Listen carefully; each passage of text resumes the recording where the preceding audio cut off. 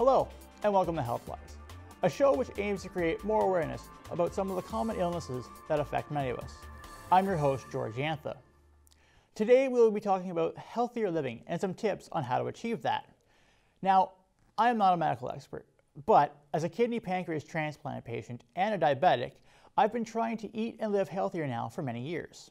My guest today is Dr. Anthony Train from the Queen's Family Health Team. Welcome, Dr. Train. Hi, George. Thanks for having me here today. Okay, so as I mentioned in the intro, we're doing healthy living today. So what kind of advice would you give to a patient that comes up and asks, and says they want some healthier ideas on how to lose weight? We have to give individualized advice to people. Mm-hmm. So, we need to assess the patient's current situation. You know, what kind of weight are they at the moment? Are they overweight? Are they very overweight? We have different classes of obesity that we use, and then we give specific advice depending on what the individual wants to achieve. Some people may have health issues related to their weight, so I'm thinking of things like high blood pressure and diabetes.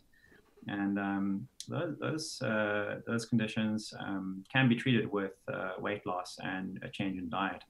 So very many factors that go into the advice you might give someone. But a couple of things that I think about is to steer people away from these diet fixes that are out there. Mm-hmm. If you look on the internet or you look around anywhere, you'll see all kinds of fad diets, various pills and potions and teas and what have you that people try and they try to lose weight very quickly. And I try to talk people out of that and away from that, because I don't think that's necessarily an effective way to lose weight. I also think there's a lot of messages out there about weight loss, that people should have a certain body shape or body type or look a certain way. So we need to kind of move away from that as well, because that may not be a reasonable sort of goal expectation for someone to reach. So we really need to look at the age of the person, the sex of the person, whether they have other illnesses that are contributing, or whether their weight is contributing to another illness. Yeah. Whether that's underweight, overweight, whatever it may be. So it's really, really complicated. And, maybe we can talk about a few kind of basic tips that we generally talk about. We usually work with a dietitian to help us really counsel a patient to look very closely at their diet. But a lot of family physicians will start the conversation and have a few ideas to share with patients. So maybe I'll share a few things like that. And, I usually will say to folks, you should try to avoid drinking calories. Okay. So what I mean by that is perhaps you like coffee. You like to drink coffee every day. I know I do. But if you add, say you go along to Tim Hortons and you say, I want a double, that's double sugar, double cream. That really adds a lot of calories that you will drink into your beverage. So things like that, I steer people away from, just as a basic tip. Then you got to look out for POP, sugar added beverages. So let's just say a can of Pepsi or a can of Coke. Or even a box of fruit juice. It's got an incredible amount of calories just in sugar that are added to the drink, and you just drink it down. It doesn't fill you up, and that's hundreds and hundreds of calories right there. So, I say to folks, maybe consider drinking water, or you can even drink milk. Is a lot better option. Or then I say, if you really like pop, then rather have the diet version of the pop, because really these days they make so many different diet pop flavors that taste really good, and you can hardly notice the difference.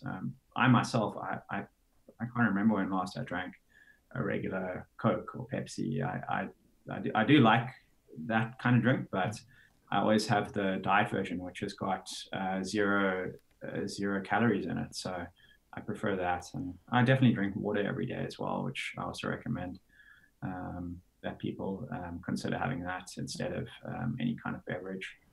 Well, yeah. So those are just some of the basic things regarding maybe trying to avoid drinking your calories and drink more water or milk and avoid the sugar added beverages. So a lot of people think it's fruit juice. It's got to be healthy, right? Yeah. But it's really just sugar or water that you're drinking. So I say to people, it's better to eat the fruit than drink it. That's what I would rather go for. Well, I know for when I was dealing with kidney failure, I was put on what's called the renal diet. I had to cut back salts, but for things like colas, I was to avoid them because of the food coloring in it, the phosphates. Oh, yeah. I found sparkling water is a great alternative because, for me, it wasn't so much the pop I wanted; it was just the carbonation. And nowadays, they're making so many flavored carbonated waters. Oh yeah. Which just have a mild flavor, and really they still have no calories in them, which I think is also a great option. Someone asked you about some advice for healthier dieting. Yeah. Other than the whole drinking calories, what else would you? Yeah. So I know none of us are really going to work now because of the pandemic, but a lot of folks who go to work in the day, they'll eat perhaps at a cafeteria or they'll go out and buy some food. And I say to them, why don't you think about packing your own lunch? Take your own lunch into work. Not only is there a lot of a big cost saving over time, but then you actually know what you're putting on your food or what you're eating. Because when you buy foods that are pre-prepared for you, when they come in a package or they come, someone else makes them, they have a lot of added salt, a lot of added sugar, a lot of added fat.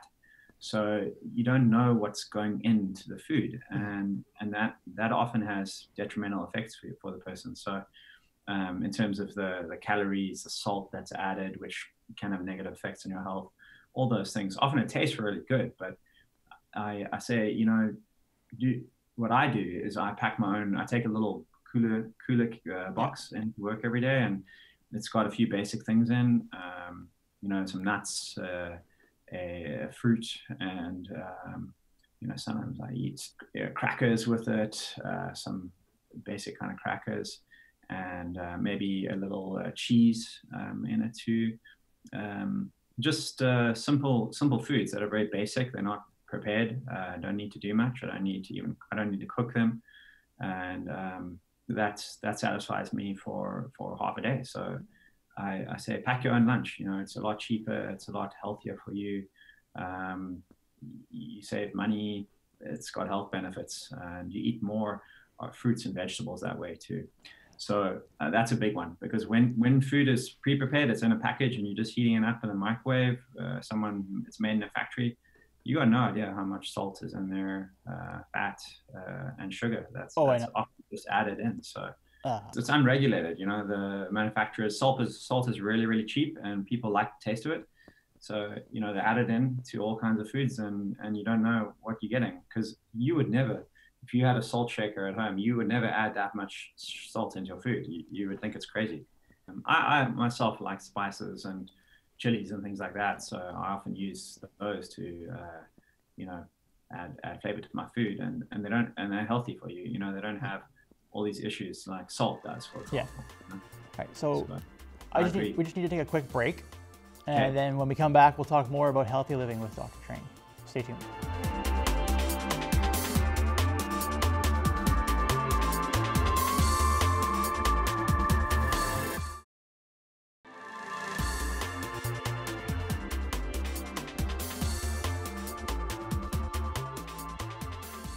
Welcome back to Healthwise here on Your TV. I'm George Yantha. We've been discussing ways to help live healthier here so far today with Dr. Anthony Train. So before the break, we talked a bit about healthy ways to help with tips and that for losing weight and some healthier eating. So if someone comes to you, like a patient comes to you, what are some tips you can give for staying healthy at home now that so many of us are at home more than anything else? Yeah. Well, I always go back to the basics when it comes to exercising at home. And I often talk to people about, most of us have two legs and a pair of shoes. So I say, how much walking do you do, or do you get out? And I'm surprised at how sedentary people can be and how little walking they do. I think walking is one of the best exercises out there for most of us. All ages can do it. You can even have, different kinds of health problems and still be able to walk. And walking is very good for the joints and the muscles. And so many of folks who are dealing with arthritis and things like that, we recommend that they walk because it's actually a treatment for them. And those folks with diabetes and blood pressure and other illnesses also benefit a lot from doing walking. So, it kind of depends on the person whether what their fitness level is. If they're completely unconditioned and they haven't maybe done any activity in a long time, then I'll say, maybe you can start walking just 10-15 minutes each day and go up from there. And then a lot of people, I'll try to get them to walk for about 30 minutes every day at least. Those of us who have dogs or pets, like to the animal for walks, so some of us are used to that already. But even just walking in the neighborhood, around the block, walking to run an errand is another thing I would recommend. I think in Canada and a lot of other developed countries, we're so used to just hopping in the car or using these passive forms of transport. And I say, well, that's wrong. We need to move more towards bicycling, using even a skateboard or whatever it may be, to get around and walking. And especially here locally, I'm just going to refer to Kingston, but a lot of things are very walkable within Kingston. And I know myself and my family, we avoid using the car as much as possible and try to run our errands by walking and biking. I know I bike to work every day, and I say to a lot of my patients, how far do you live from your office? I mean, I know pandemic has changed things a bit, but some people say, oh no, 3Ks or 5Ks. And I say, how do you get there? And they're like, I drive there. And I'm like, what? I'm quite surprised that people drive short distances like this. And wouldn't it be better for your own health and the whole environment, everything, if you just maybe even invested in a bicycle, which you can get, quite inexpensively these days, or secondhand, build your own one or whatever it is, get to work that way. It's the health benefits just incredible. I think I drive to work a couple times a year, and the rest of the time I'm on my bike or walking or even run. I run to work sometimes, and I tell people that's going to keep your health in check more than anything else. And but just in the home, what other exercises can one do? A lot of people think when they go to exercise, they're thinking about a gym and they're thinking about expensive contracts and all these equipments, and you got to learn how to do it. I say that's nonsense. You don't need any of those things to exercise. In fact, you can do most exercises that would keep you healthy just with your own body weight. Some of us might invest in just some small dumbbells, the little ones, the light ones, they're inexpensive.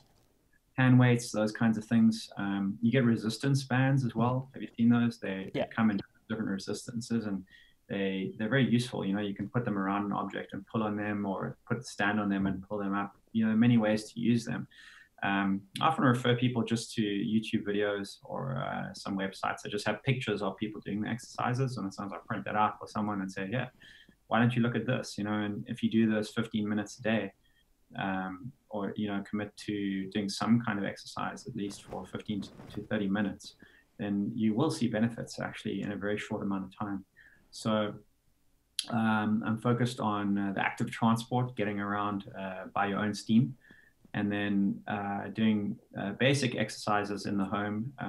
Someone might even do a simple regimen of just push-ups, squats and lunges, and they might do that for 12 or 15 minutes each day, and that will do them very, very well. And there are folks who can afford to see a physiotherapist or get a personal trainer or physiologist to get them some advice about a personalized training program. And if that's going to help you, then that's great. Anything that you can do each day or at least 3, 4, 5 times a week, and you can do it on repeat, and you can do it ongoing, for the future, then you're going to get benefits. So I don't believe in all these fancy contraptions that you should buy, costing money, gym memberships. Or you don't need any of that stuff. You basically need your own body, and you need a desire. And most people that are exercising will come to me later and say, the benefits are just incredible. Like often these patients who are exercising will need less medications. We decrease the dose of their medications because they're exercising. Medication is it's not necessary anymore, because basically the exercise is working as a medicine for them. You're part of a group called Choosing Wisely Canada. Yeah. Can you tell us a little bit about what that is and what they do? Okay, so Choosing Wisely started out back in the earlier 2010s. It's been going for quite a few years now in Canada. I'm going to say about 6-7 years.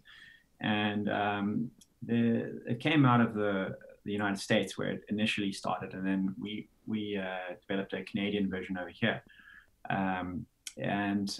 What it's all about is basically it's trying to reduce unnecessary, inappropriate, and harmful care that is provided to patients. Okay, so I think maybe some people will be scratching their head. What do you mean that some of the things that we provide is harmful, or some of the tests we do is inappropriate? We can talk more about that, because it's a little bit counterintuitive for some people. And although some people do suspect that things that are done in the healthcare system are not safe and are not appropriate for patients. So we really trying to promote the conversation that physicians and other healthcare providers have with patients about these issues that they're facing. From what you've talked about, you seem to be very pro do it yourself. Like, you don't necessarily have to rely on heavy medication use, where you can do a lot of this just by sort of trying to live healthier type of idea. So would you say that's a fair assumption on what they do? Well, that ties in to Choosing Wisely, but I think where it gets a little bit more complicated is that the reality is, that a lot of people do need tests, treatments. We have advanced technologies that we're employing to assist us in diagnosing conditions, and treating people. I believe that many of the things that we have in our healthcare system, the technologies we use, they're incredible. They're magic. We're doing things now that we couldn't have imagined, just a few decades ago. So I think there's a place that for all these wonderful treatments and tests and so on to help us actually figure out complicated issues in healthcare. I mean, patients no doubt have serious health problems, and we need to use the tests, and we need to use these drugs that we have to treat them. Otherwise, they could die or have seriously negative outcomes. So the whole thing is, it's whether we got to use these resources that we have, these high-tech resources, whether they be drugs, whether there be other kinds of treatments, special tests, MRIs, CT scans, whatever it may be. We have to use those appropriately, and we have to use them for the people that need them. And for the people that don't need them, we need to give them other advice. For example, some of the stuff we were just talking about. I can take back pain. Maybe we can talk a little bit about back pain, because that's a very common problem that just about everybody's had in their life. We all have back. I mean, I get a sore back sometimes. I mean, it all happens to all of us. We're all familiar with that. A patient comes into the office to see me because, they're a 35-year-old man. They noticed that they're having a lot of back issues recently. Back is sore, lower back is sore most of the day. It's causing trouble for them to go to work. They're getting a lot of pain. It's difficult to lift up the kids. It's a real bother, So the patient comes in and says, Doc, I'm thinking I need to get a scan on my back or some x-rays. It's just the pain's not going away. So then, there's a request for an imaging test, like an MRI or a CT scan or something like that. So what's been happening a lot in Canada is that these tests have just been ordered for all the people that have back pain. So every day in Canada, there's thousands and thousands of people coming in to the doctor with back pain, because back pain is super common. It's just, we all have it sometimes. And so what happens is we order the test, the CT scan, the MRI, the X-ray. The patient goes along and they get the test. Sometimes they have to wait a number of weeks, even months. For example, for an MRI for your back, you would have to wait many, many months for that. And in that meantime, the patient is just waiting. They're like, oh, well, I've got a sore back. The doctor's trying to figure it out. I'll just wait for my MRI and see what happens. And then, so you get the MRI, and then you go into the doctor's office, and the MRI shows, there's a bit of narrowing in one part of your spine, and this one looks a bit different to that. And, there's a whole lot of findings on the MRI. What research has shown that these findings on the MRI have got nothing to do with your back pain. So the test didn't help the doctor diagnose a condition or find out what was going on. And that's the vast majority of cases. So now you ask yourself, what happened in the meantime? I mean, the patient waited, 3 months for this MRI, and now they're at the doctor's office, and the doctor says, okay, sir, your back has got some changes in it. You need to, let's talk about what we can do, and then prescribes some opioids. Here's some pain medications, some really strong pain medications. Just use them as needed for your back pain. So have you heard of these medications? Things like morphine, hydrochloroquine, oxycodone, codeine, all these drugs. So the patient gets some prescription for some of these and goes out and uses them. And, the drugs cause side effects. For example, you take some of these medications, they give you constipation, they make your thinking not clear, you don't remember well or take things in very well, can't concentrate. Some people get a buzz or a high, so they get an enjoyable feeling, and, it can lead to addiction and other problems. And then, they get in a cycle of taking a pill every time they have this back pain. Okay. And so let's go back to choosing wisely here, because choosing wisely is saying for people with this kind of pain that we shouldn't jump straight to ordering a test. We should do a comprehensive and full assessment, take a very good history from the patient, make sure they don't have anything called a red flag. Okay. So a red flag is a symptom or a sign that the doctor will find out upon taking a history and doing a physical exam, that the patient's got a serious condition. That's an emergency. Okay. So a very small percentage of these people with back pain may have a red flag. And that means the doctor needs to act very quickly, get them to the ER, get them in the hospital, and have them treated urgently. Okay. The vast majority, of people with back pain do not have any of these red flags. So we're trying to have this, appropriate history taking, appropriate physical examination to exclude red flags, and then have a conversation with the patient to say, look, you've got common lower back pain. Here's what I'm going to do. I'm going to prescribe you these exercises that are very basic. Here's the nice pictures of them. I want you to do them at home. I want you to walk for 30 minutes every day. And, if you have access to a physiotherapist, that could be good as well to help you. So let's see if you can access that and get some more hands-on therapy for your back. And for the vast majority of people, that will help them within a number of weeks, and it will help their back pain. So do you see how we've jumped to using a technology like ordering a test instead of actually appropriately assessing the patient, ruling out red flags, and then giving advice that is actually much more effective and beneficial for the patient, instead of sending them down the road of getting a test that they don't need, that doesn't help us to diagnose the patient, and then giving them some drugs that are actually potentially very, very harmful for the patient and could kill them. As you know, there's an opioid crisis across Canada, and before the pandemic, that was, well, it's still a big issue, but before the pandemic, that was a big thing in the news. And it's a lot of people with back pain and other kinds of musculoskeletal pain that have been inappropriately prescribed opioids. So Choosing Wisely's got different campaigns to help target these issues. So they've targeted the lower back pain. and the imaging of back pain, which is inappropriate most of the time. And then they've also targeted the prescription of opioids. So alerting patients and doctors to the dangers of opioids, whether it be addiction, overdose, all the other problems that come with opioids, and the fact that they're not very effective for back pain, for example. And talking about alternatives, and discussing that, because it's not just the doctors that are doing things that are inappropriate or harmful. It's the patient's expectations, right? Because a patient will come in and go, oh, my buddy had back pain, because back pain is so common. You're going to know someone with back pain. My buddy had back pain, and then they went in and had an MRI, and now they're getting their surgery. So I should also get an MRI, right? So there's a lot of demand for various services, because people think it will benefit them, or it's going to help find a serious problem.